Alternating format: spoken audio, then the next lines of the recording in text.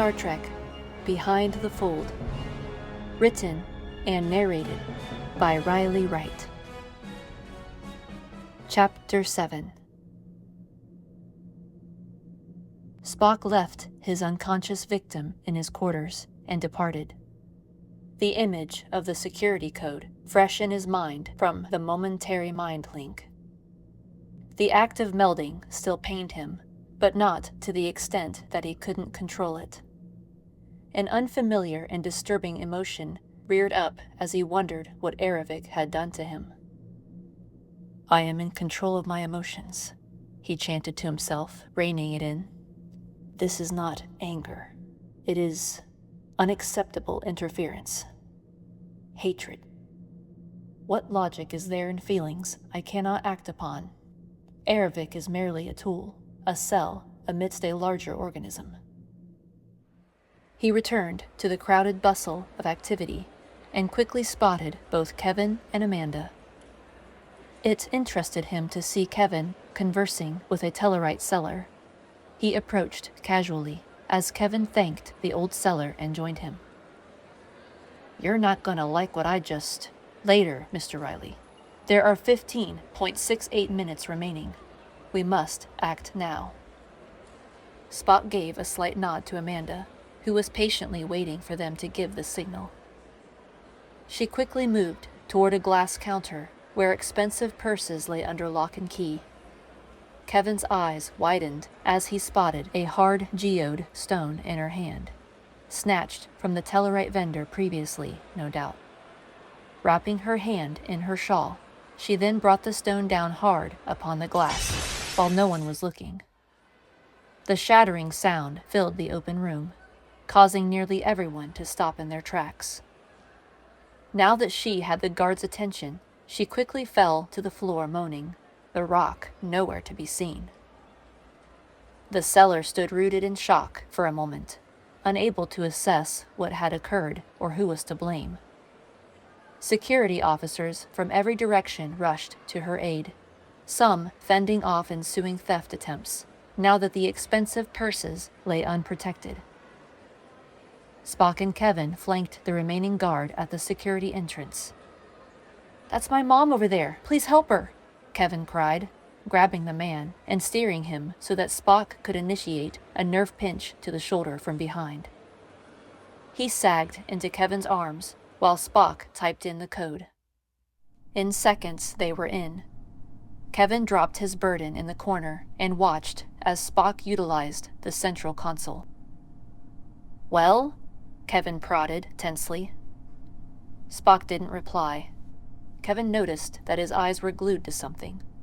"What is it?" he asked, desperately wanting to escape before detection.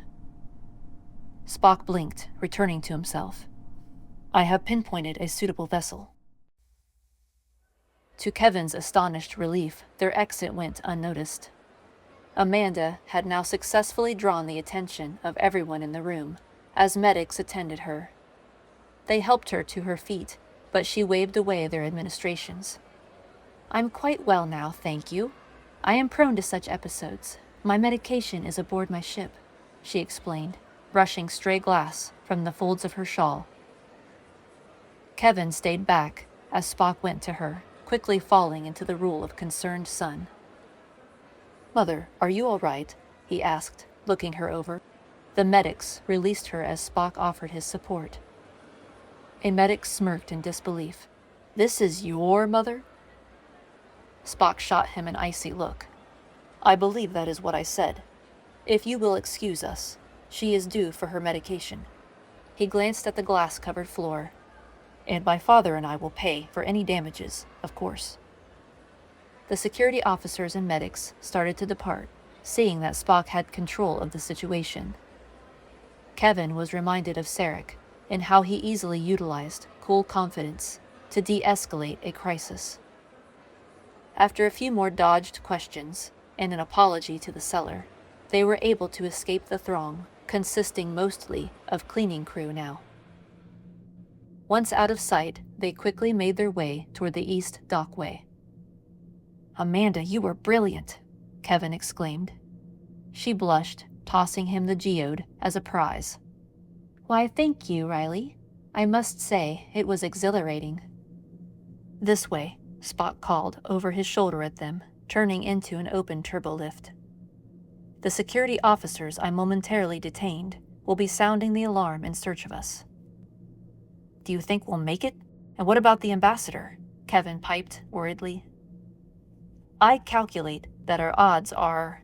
Amanda shot him a stern look. Unnecessary to relay, Spock finished, slightly vexed. My father, on the other hand, will arrive exactly on time. As if to prove his statement valid, the turbolift doors hissed apart to reveal Sarek. You were late, but there may still be a chance, he said. They hurried together down several more halls until they arrived at the correct docking port. Spock started to override the hatch lock when an alarm sounded down the hall and throughout the base. Attention all personnel. Return to quarters until further notice. No one is permitted to leave this base until a thorough search has been conducted for potential saboteurs. Ambassador Sarek, Commander Spock, Amanda Grayson, and Lieutenant Kevin Riley.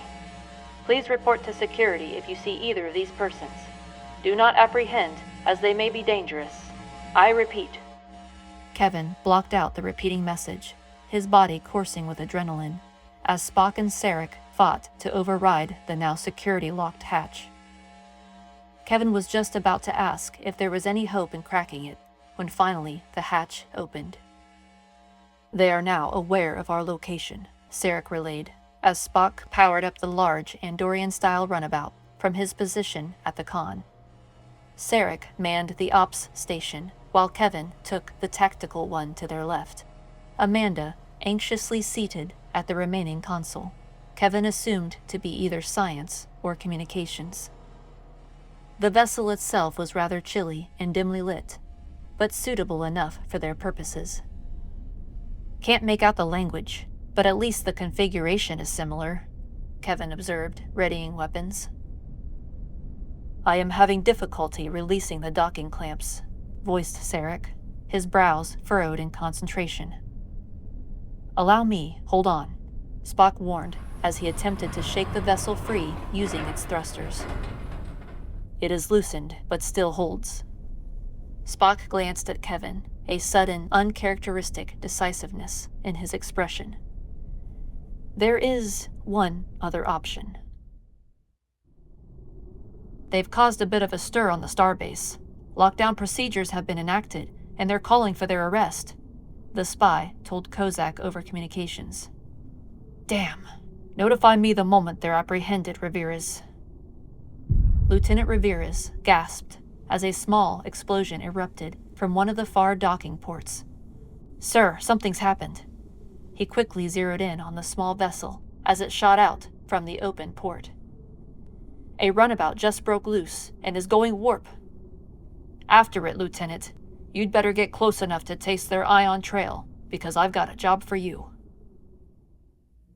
The starbase bridge was a bustle of energy after the runabout's dramatic escape. Commander Thomas frowned at the view screen, his eyes fierce. What the hell are they doing? Have they lost their minds? He exclaimed. But voicing his outrage elicited no response from his fellow officers. Sarek's reputation is unquestionable. There must be some explanation, something I'm missing. He returned to his chair, awaiting a response from his pursuing battlecruiser. Sir, you're being hailed. It's an urgent transmission from Admiral Kozak, called his communications officer. His apprehension deepened at the unwanted intrusion. Why am I not surprised he's involved in this? He wondered warily, having already experienced his fair share of the Admiral's company a few weeks previous. There was something about him that just felt off. Thomas had long since learned to trust his instincts regarding people's character and integrity. Everything in him said that Kozak was a man without either. Open a channel, he barked, as Kozak's dishonorable face filled the screen. I'm sorry to bother you, Tom, but I've been informed of your situation regarding some very valued members of Vulcan. I have an officer tailing them under cloak." "A cloaking device. Why wasn't I aware of this?" Thomas demanded, his militaristic mind whirling, as such stolen Romulan technology had yet to reach his base. It was the famed Enterprise that had taken the technology a while back, but headquarters was partial on who received it. "Relax, Commander. We can discuss that another time. For now, I would appreciate it if you would call back your ship.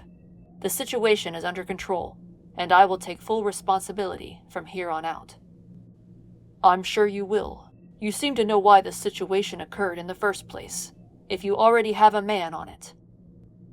Kozak gave a derisive laugh. "Better watch what you accuse me of, Tom. My officer was merely keeping an eye on them. Ambassador Sarek has not been himself, canceling his engagements and infiltrating your base without authorization. This latest development only confirms that he is insane and must be apprehended before harm comes to him or his family." "He seemed quite sane to me," thought Thomas, secretly wishing there was more he could do. "Your battle cruiser might lead to further violence. This, Starfleet will not allow. I offer you a gentler option, that is, unless you want to be held responsible for their potential demise," Kozak finished, sneering at the commander's predicament. He was backed into a corner and would have to concede defeat.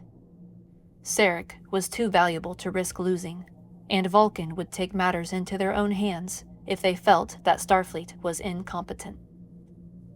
Kozak closed the transmission. His smug look disappeared. "This keeps getting messier and messier. Time to draw the line." "Did we lose him?" Kevin asked, wiping the sweat from his brow. Sarek raised his own as he took readings. "He appears to be returning to base." "Strange. We have not yet passed into the neutral zone," Spock commented, equally perplexed. They changed course away from the Klingon neutral zone, where they had hoped to shake their pursuers. Instead, they set a course towards Spock's coordinates at Warp 5. It was the fastest speed their ship could safely go. Kevin swiveled around to face them. "I bet Admiral Kozak called off the pursuit. I think he's infiltrated the station." "What do you mean?" Amanda asked, leaning in. Kevin began to replay his conversation with the Tellarite seller. He then said that a freighter called Greeva had been... Spock flew to his feet, eyes wide. "The Greeva." Kevin paused, startled by the reaction. Amanda grabbed Spock's arm. "Spock, what is it? Are you—" Sarek stood, interrupting her. His voice was somewhat strained as he asked, "What do you remember, Spock?" Spock's face became pained, and a hand went to his temple as he tried to grasp the ghost-like imprint of a memory that was no more. "Greeva. It was their vessel that rescued us, not the Admiral's," he breathed, lowering himself back into the chair. "I saw the name earlier, on the docking list, labeled as missing. The name did not register right away." Sarek seemed greatly troubled. The Admiral is quite dedicated to destroy anyone who would reveal his true intentions. "Then why save us at all?" Kevin wondered aloud. It was a question he had discussed with Spock, but he was curious to hear Sarek's take on it, even if he didn't know all the details. Sarek glanced sideways at Spock. His eyes were questioning. "I do not know. Perhaps he is under suspicion and required a boost in Starfleet's trust." The cloaked vessel maintained a close position, waiting for the runabout's defensive shields to drop. "They've changed course, sir," Revera's relayed, as the vessel veered sharply away from the Klingon neutral zone. "There's no longer any reason to flee. Give them time to drop their guard, make them feel safe and alone, and then..." Kozak folded his hands before him. "Remind them of the truth." Kevin and Amanda went to explore the rest of the vessel, which consisted of 2 transporter pads, payload modules, restrooms, beds, and a small crew lounge toward the aft. Yuck, I'm not looking forward to eating Andorian cuisine, Kevin murmured as he studied the replicator. Amanda laughed. You learn to love it. Sarek and I are particularly fond of their tuber root salads. Kevin made a face. No offense, ma'am, but I'm not much of a vegetarian. She eyed the replicator thoughtfully. Then you might want to give Red Bat a try. Red Bat? Kevin swallowed in disgust. Maybe later. Spock and Sarek manned their stations in silence.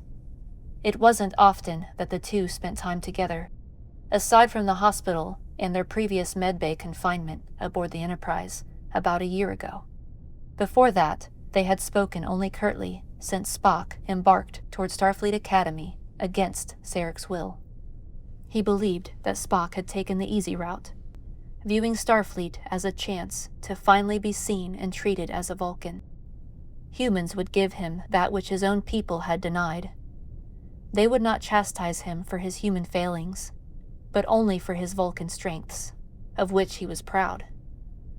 They would ignore his emotional lapses, unable to look past his alien physique and mental superiority. In their presence, he couldn't lose, and had no reason to change, to grow. What my son failed to realize was that he would come to appreciate and even respect the part of himself Vulcan had not. James Kirk, you taught my son the meaning of friendship, acceptance. I was so blinded by my desire to see Spock flourish on Vulcan that I too denied the human part of him. I chased him away and caused him to hate the very side of himself that I loved most. Amanda. He leaned back from the console, his mind still troubled by unspoken truths, particularly concerning Spock's present ordeal. I must know. He faced him, studying his son intently. Spock, your injuries. They do not account for the lapses in memory you have been experiencing, Sarek began delicately. Spock didn't respond. He steepled his hands in front of him, as if calculating the proper counter-move in a chess match. Sarek pressed further. Nor do they account for certain reactions I witnessed at the hospital. Repulsion toward the healer, among other such reactions. I withheld comment then, but now I am certain that your mind has been altered beyond that of the trauma you faced. Am I correct? There was an inner battle going on behind those dark brown eyes. Sarek tried to read them, surprised at how well Spock could conceal his emotions when he so chose to. Much has changed since he was a boy, and I thought, surrounded by humans, he would neglect the mental practices. Spock finally met his gaze and nodded, slowly, in silent confirmation. Sarek closed his eyes. I suspected this. It is illogical, but I had hoped I was wrong. The Admiral's cause must be intriguing, to elicit such criminal behavior from our own people, especially minds like Erevik. Truly a waste, he said. It will do no good to question him, Father. What has been done cannot be undone, and I am recovering without complication. The chilly room seemed to drop several more degrees. Sarek, outwardly, appeared calm and composed, but inside a fire burned. Spock could sense its radiating heat. That is fortunate, for him, he whispered. Is Mr. Riley aware of this? Yes, we believe that Erevik had help. Surely not even he has the power to erase and warp memories. Where Kevin's mind is vulnerable to telepathic persuasion and infiltration, mine is not. I should think that there is an element to this that has yet to be revealed. Undoubtedly, Sarek agreed, pained by what his son had endured and his failure to protect him from it. How he longed to finally say what Spock had always secretly longed to hear. He reached out toward him in a rare moment of weakness. Son, A loud beeping erupted from the console. They stared at the readings in alarm, an entirely new emotion fighting to surface. Fear. Amanda was gone. Kevin gasped as Amanda shimmered from sight, caught in a transporter beam. "No!" he shouted, bolting from the room. "You can't take her!" Spock and Sarek were already frantically scanning the space around their vessel, to no avail. A Romulan cloaking device is the only logical explanation, Spock reasoned, attempting a hail. They waited. Kevin squinted at the view screen, as if he might better spot the cloaked ship. "I don't get it. Why would he take her? What is he hoping to prove?" Kevin shouted, quickly losing control. Spock glanced at him sharply. "Remain calm, Mr. Riley." "How can you say that? She's your mother." "I'm well aware. That is precisely why I refuse to give in to my primitive emotions at this time. They would only serve to cloud my judgment and place her in further jeopardy." Kevin shook his head in frustration, but his tense muscles relaxed slightly. "As much as I hate to say it, you're right," he murmured, collapsing into his chair, cheeks still flushed, but otherwise in control of himself. "It is a message," Sarek explained grimly. "The Admiral wants us to cease our investigation." "No kidding?" "I'm receiving a long-range transmission," Spock said, opening the channel. A visual image of Kozak filled the screen. Gone was the practiced smile, to be replaced by a silent fury. "I don't believe I need to explain your options to you, but since you have pushed me, let me be clear. Amanda Grayson is currently being held at Phaser Point. Do anything brash, and my officer will not hesitate to end her life. Is that clear enough?" "Crystal," Kevin spat. "Good. Now here's what you're going to do. Return to Starbase 7 and face the charges due your little escapade. From there, you will be handed over to the authorities on your home worlds. Amanda will remain safely aboard my cloaked ship until I am certain of your cooperation. Is that, Crystal?" No one responded. Kozak wagged a finger in warning. "I'd better hear a yes sir in 3 seconds, or she's toast." "Yes sir," they chanted in unison. Kevin noticed that both Spock and Sarek's hands were clasped tightly behind them. "Good. Keep it up, and we won't have any more problems." He reached for his computer console and paused. "Oh, and Ambassador, I told the Starbase that you are certifiably insane. Vulcan will want to discredit such claims, of course. However, if you can't convince them, I will." He winked as the screen went black. Amanda assessed her options. She was in a Starfleet fighter vessel, which was heavily modified, and outfitted with a Romulan cloaking device to boot. Serious code violations in any case. Her captor, a young man in his early 20s, had quickly raised the cloak the moment she was transported aboard. Hopefully it requires a great deal of energy to maintain, she thought. It was difficult to ignore the phaser pointed at her skull, as the man sat across from her, utilizing the helm. If only I were 20 myself, but now I doubt I could take him. She knew that he was aware of this, feeling secure enough to divert his attention to the forward screen. I would only need a moment. The weapon would level the playing field. Unless he fires first. "Do you mind telling me what you're planning?" she asked innocently, hoping to learn something before making her move. He humphed, shaking his head. "Sorry, Miss Sarek, that's classified." "Oh?" she pressed.